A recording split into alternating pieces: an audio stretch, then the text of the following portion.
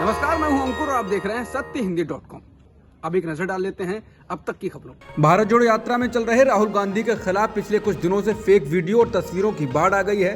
राहुल गांधी के खिलाफ एक फर्जी फोटो सोशल मीडिया पर चलाया गया है। इसमें राहुल गांधी के सामने एक गिलास रखा है जिसमें शराब दिखाई गई है और उसके पास चिकन और मेवे वगैरह रखे हुए हैं, लेकिन असल तस्वीर में शराब नहीं है बल्कि वहां पर चाय का गिलास और मेवे वगैरह रखे हुए थे। हालांकि फर्जी फोटो बनाने वाले अपने गलत मकसद में कामयाब रहे।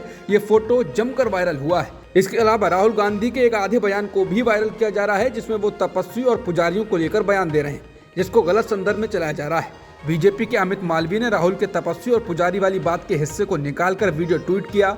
सोशल मीडिया पर वायरल कराई जा रही वीडियो क्लिप में राहुल गांधी को प्रेस कॉन्फ्रेंस में बात करते हुए देखा जा सकता है। इस क्लिप में राहुल गांधी कह रहे हैं, ये देश तपस्वियों का है, ये देश पुजारियों का नहीं है। BJP IT cell head Amit Malviya ने इस क्लिप को ट्विटर पर शेयर करते हुए लिखा, अब इनको पुजारियों से भी तकलीफ है। हालांकि राहुल गांधी ने कांग्रेस और भाजपा की विचारधाराओं के बीच अंतर करके तपस्या और पूजा की बात की थी। उन्होंने कहा कि कांग्रेस पार्टी की अगर आप हिस्ट्री देखें, जो आपने कहा कार्यकर्ता में जोश आ गया, ये तपस्या का संगठन है।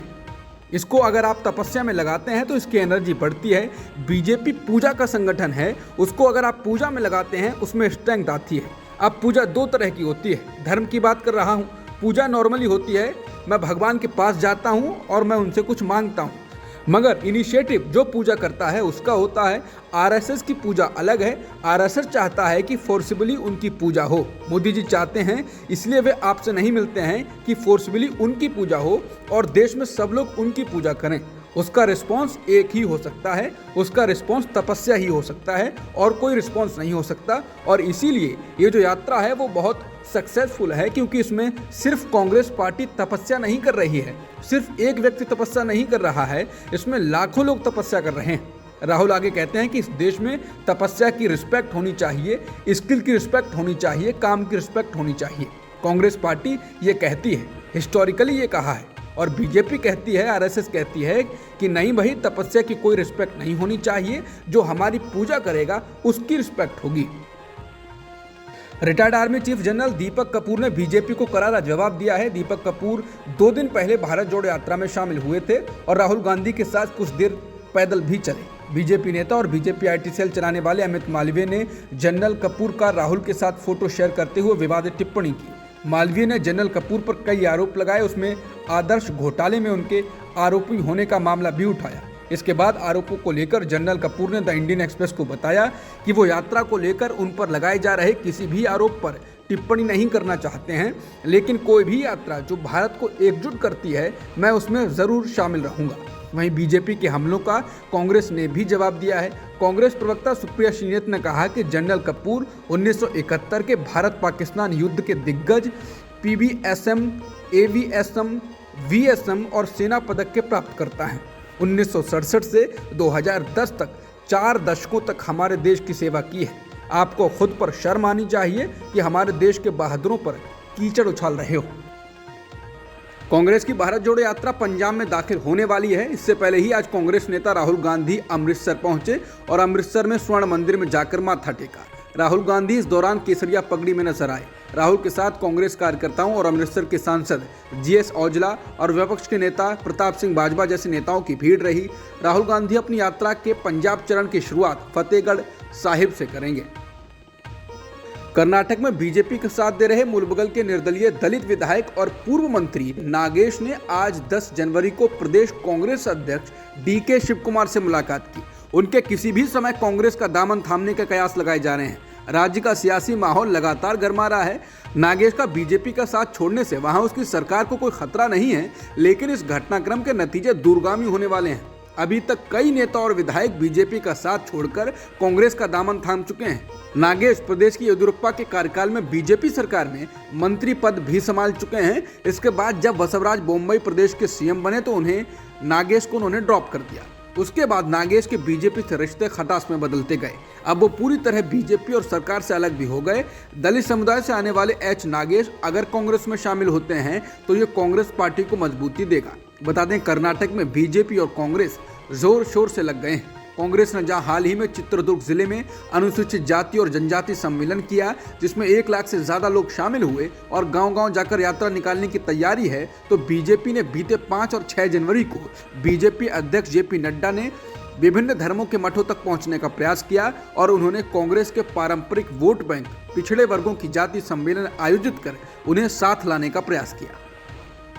पंजाब में आम आदमी पार्टी की सरकार बनने के बाद से ही पंजाब लगातार सुर्खियों में बना हुआ है। अब पंजाब की शीर्ष अफसरशाही ने भगवंत मान सरकार के खिलाफ बगावत का रुख अख्तियार कर लिया है। सूबे के तमाम पीसीएस के अधिकारी सरकार के खिलाफ विरोध करते हुए 5 दिन की सामूहिक छुट्टी पर चले गए हैं। ये अपने किस्म की एक हड़ताल है जिसे अनुशासनात्मक कार्रवाई से बचने के लिए छुट्टी का नाम दिया गया है। संकेत मिल रहे हैं कि सामूहिक अवकाश लंबा भी हो सकता है और राज्य में तैनात आईएएस अधिकारी भी पीसीएस अधिकारियों की मानिंद सामूहिक तौर पर लंबी छुट्टी पर जा सकते हैं। राज्य के तमाम जिलों और उपमंडलों में प्रशासनिक काम सोमवार से एकदम ठप हो गया।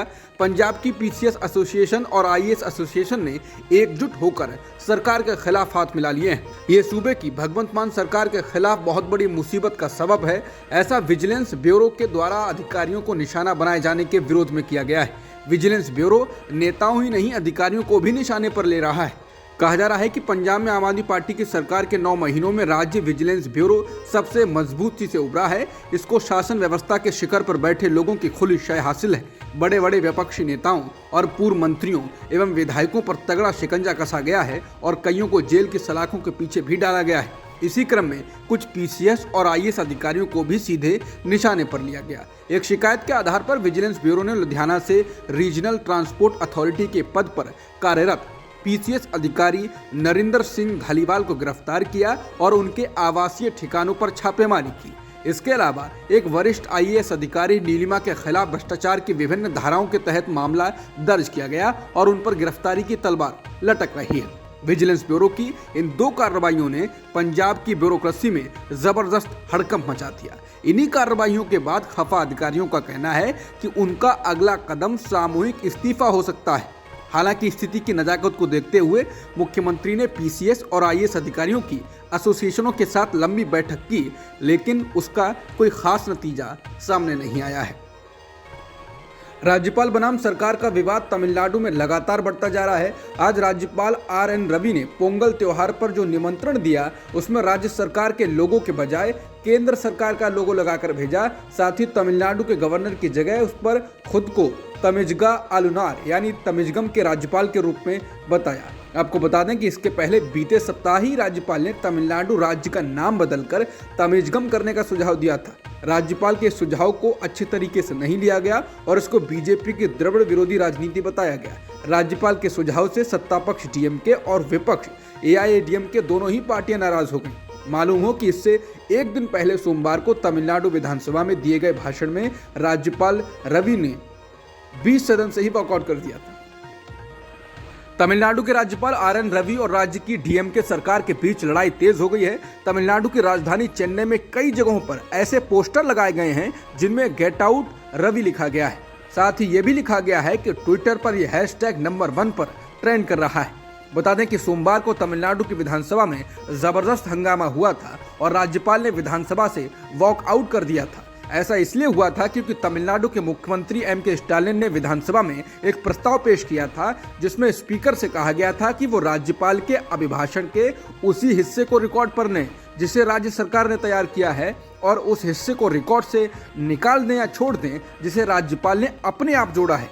इस प्रस्ताव को स्वीकार करने के बाद राज्यपाल RN रवि नाराज हो गए और विधानसभा से बाहर चले गए। बता दें राज्यपाल को सदन में सरकार का तैयार किया गया ही भाषण पढ़ना होता है।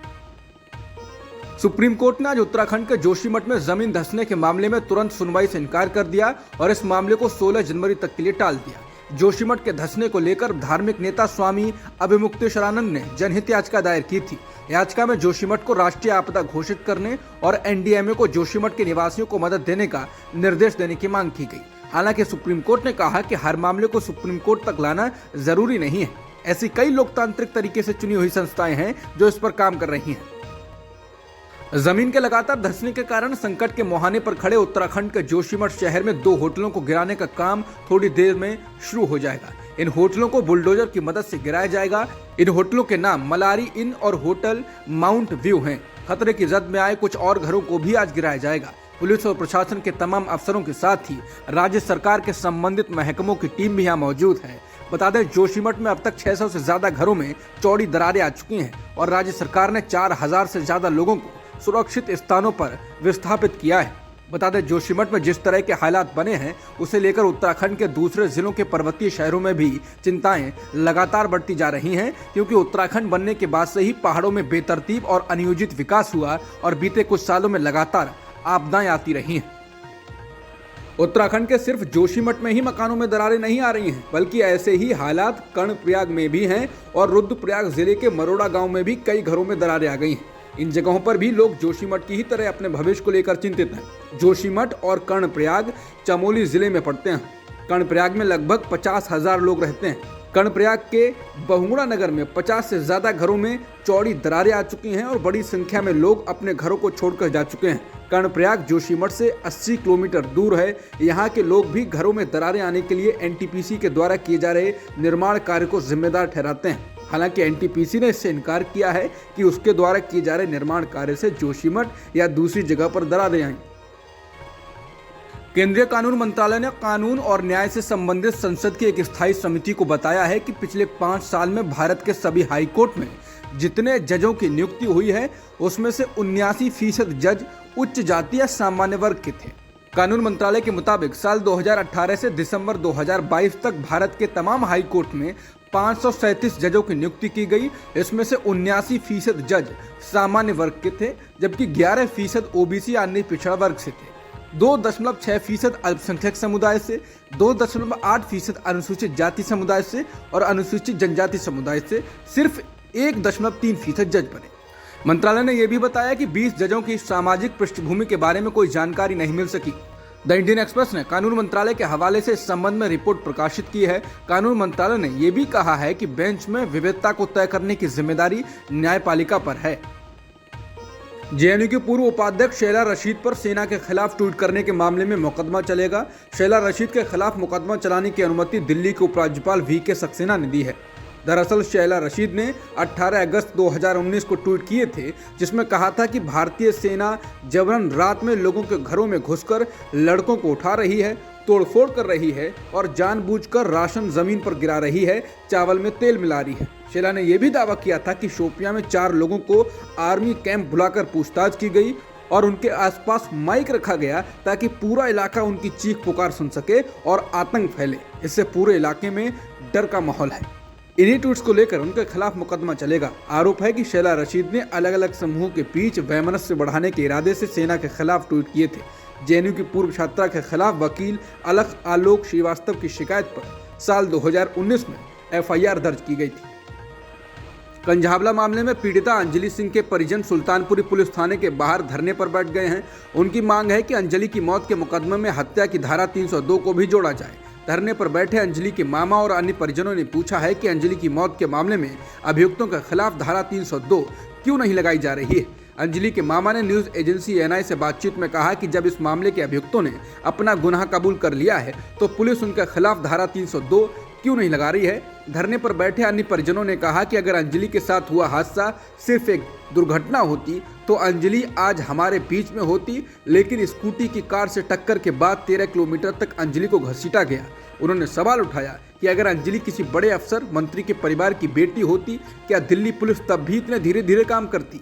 बता दें कि 1 जनवरी को तड़के हुए हादसे में कार से स्कूटी की टक्कर होने के बाद अभियुक्तों ने अंजलि को 10 से 12 किलोमीटर तक घसीटा था और इसमें उसकी जान चली गई। अंजलि की उम्र 20 साल थी। नेपाल के नवनियुक्त प्रधानमंत्री पुष्पकमल दाहाल प्रचंड ने मंगलवार को संसद में विश्वास मत जीत लिया है। प्रचंड ने पिछले साल 26 दिसंबर को तीसरी बार प्रधानमंत्री पद की शपथ ली थी। मतदान के दौरान प्रतिनिधि सभा में मौजूद 270 सदस्यों में से 268 ने प्रधानमंत्री प्रचंड के पक्ष में मतदान किया, जबकि 2 ने उनके खिलाफ वोट दिया। बैठक की अध्यक्षता करने वाले जेवी राणा ने मतदान नहीं किया, जबकि 4 अन्य विधायक अनुपस्थित रहे। बाढ़ के बाद दुनिया में मौजूदा आर्थिक हालात की मार पाकिस्तान झेल नहीं पा रहा है। पड़ोसी देश में आटा जैसी रोजमर्रा की चीजों का संकट खड़ा हो गया है। द एक्सप्रेस ट्रिब्यून के मुताबिक पाकिस्तान की आर्थिक राजधानी कराची में आटा 140 से 160 रुपए प्रति किलो बिक रहा है, जबकि इस्लामाबाद और पेशावर में 10 किलो आटे के बैग की कीमत 1500 रुपए है और 20 किलो आटे के बैग की कीमत 2800 रुपए है। इससे बुरा हाल खैबर पख्तूनख्वा में है, जहां पर 20 किलो वाले आटे के बैग की कीमत 3100 रुपए है। इस बीच सऊदी अरब ने पाकिस्तान को सहारा दिया और कहा कि वो पाकिस्तान की अर्थव्यवस्था में अपने निवेश को बढ़ाकर 10 अरब डॉलर करेगा और साथ ही पाकिस्तान के केंद्रीय बैंक में अपने जमा को भी बढ़ाकर 5 अरब डॉलर करेगा। सोमवार को अंतर्राष्ट्रीय दानदाताओं ने पाकिस्तान को उबारने के लिए मदद करने का वादा भी किया है। पाकिस्तान के आंतरिक मंत्री राना सनाउल्लाह ने मंगलवार को कहा कि एक दिन पहले जिनेवा जलवायु सम्मेलन में पाकिस्तान की अर्थव्यवस्था को उबारने के लिए देशों ने मदद का वादा किया है, जो उन लोगों के चेहरे पर तमाचा है जो दुष्प्रचार कर रहे हैं। उनका निशाना इमरान खान की पार्टी पीटीआई पर था। अंतर्राष्ट्रीय समुदाय के दबाव के बाद अब तालिबान महिलाओं पर लगाई गई पाबंदियों को कम कर सकता है। बीबीसी की रिपोर्ट के अनुसार काबुल के दौरे पर गए नॉर्वे के रिफ्यूजी काउंसिल के प्रमुख जेन एगलैंड ने कहा है कि अगर तालिबान महिलाओं के काम करने और लड़कियों की शिक्षा पर पाबंदियों को नहीं हटाता तो अफगानिस्तान को मिल रही अंतर्राष्ट्रीय सहायता बंद होने लगेगी। रिपोर्ट के अनुसार अफगानिस्तान में काम कर रही एक महत्वपूर्ण अंतर्राष्ट्रीय सहायता एजेंसी का कहना है कि तालिबान के कम से कम 3 मंत्रियों ने जानकारी दी है कि महिलाओं पर लगी पाबंदियों को हटाने के लिए शीर्ष नेतृत्व काम कर रहा है। श्रीलंका के खिलाफ खेले जा रहे वनडे मैच में ईशान किशन की बजाय शुभमन गिल को खिलाने और सूर्यकुमार यादव को भी ना खिलाने को लेकर पूर्व भारतीय क्रिकेटर्स ने सवाल उठाए। ईशान किशन ने अपने पिछले एक दिवसीय मैच में बांग्लादेश के खिलाफ दोहरा शतक लगाया था। सूर्यकुमार यादव ने श्रीलंका के साथ ही T20 सीरीज के आखिरी मैच में शतक बनाया था। इसके बावजूद उन्हें श्रीलंका के साथ एक दिवसीय मैच में नहीं खिलाया गया। पूर्व भारतीय क्रिकेटर मोहम्मद कैफ ने ट्वीट कर कहा कि आखिरी ओडीआई में दोहरा शतक जड़ने वाले ईशान किशन और आखिरी T20 मैच में शतक लगाने वाले सूर्यकुमार यादव के बिना भारतीय टीम को देखना थोड़ा अजीब है।